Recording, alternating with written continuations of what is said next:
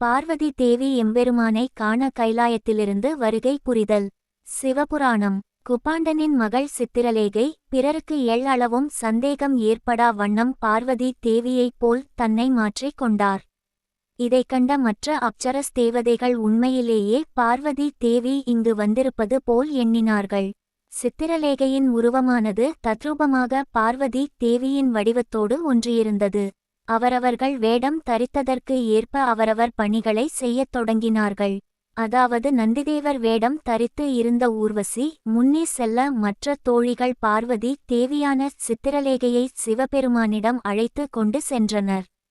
பார்வதி தேவியின் வருகையைக் கண்ட அந்த கணப்பொழுதில் அங்கு குழுமியிருந்த அனைத்து தேவர்களும் முனிவர்களும் எழுந்து நின்று மரியாதை அளித்தனர்.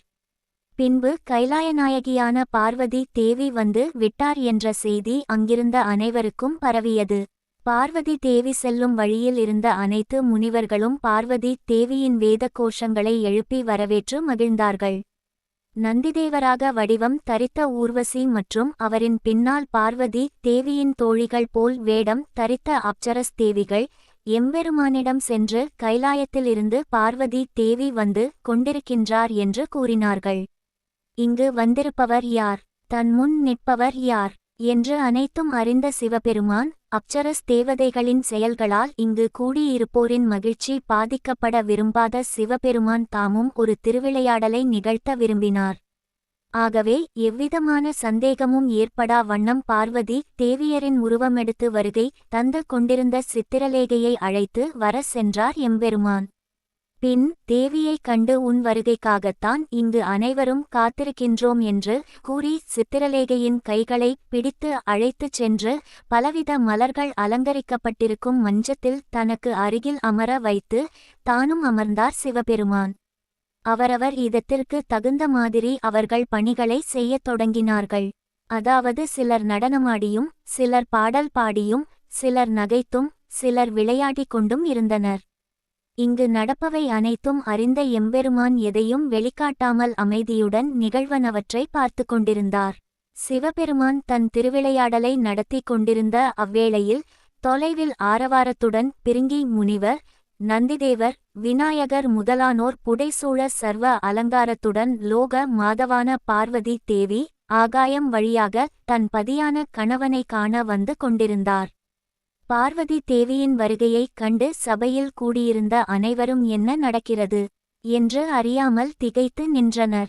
எம்பெருமான் அருகில் தேவி அமர்ந்து இருக்கையில் அங்கு வருகை தருபவர் யார் என புரியாமல் சபையில் கூடியிருந்த அனைவரும் திகைத்து நின்றனர். அவ்வேளையில் எம்பெருமான் பார்வதி தேவியை அழைத்து வந்து தன் அருகில் அமர வைத்தார். சிவபெருமானுக்கு அருகில் அமர்ந்த பார்வதி தேவி தன் அருகில் இருக்கும் மற்றொரு பார்வதி தேவியையும் தனது தோழிகளைப் போன்ற உருவத்தில் இருப்பவர்களையும் கண்டு நிகழ்வனவற்றை உணர்ந்தார். பின்பு எதையும் வெளிக்காட்டிக் கொள்ளாமல் தனது பரிவாரங்களைப் போலவே இங்கும் பரிவாரங்கள் இருப்பதைக் கண்டு தனது தோழிகளிடம் இவர்கள் யாரென ஆலோசித்துக் கொண்டிருந்தார்.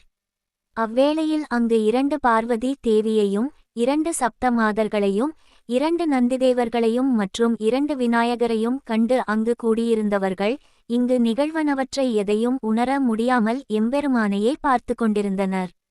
சர்வலோகங்களையும் தன்னுள் கொண்ட சர்வேஸ்வரனாகிய சிவபெருமான் புன்முறுவல் பூத்த முகத்துடன் அங்கு நிகழ்வனவற்றை கண்டு கொண்டிருந்தார். அச்சமயத்தில் பார்வதி தேவியின் வருகையை சற்றும் எதிர்பாராத சித்திரலேகை மற்றும் அவருடன் இருந்த மற்ற அப்சரஸ் தேவதைகள் என்ன நிகழுமோ என பயந்து நடுங்கிக் கொண்டிருந்தனர்.